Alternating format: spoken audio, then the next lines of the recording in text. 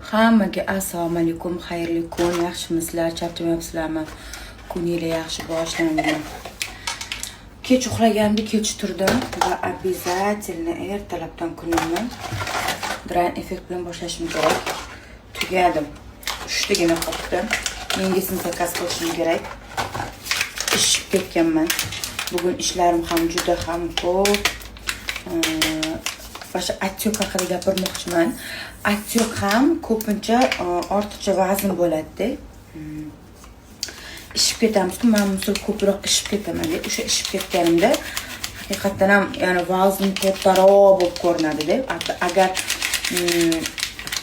Drain Effect ichib, o'zimga kelsam, shunda qolibdi, o'zimning holimga qaytaman. Orangizda agar kimdir ertalab atyok bilan uyg'onadigan bo'lsa, bu storieslarimni hozir oxirigacha ko'ringlar qizlar.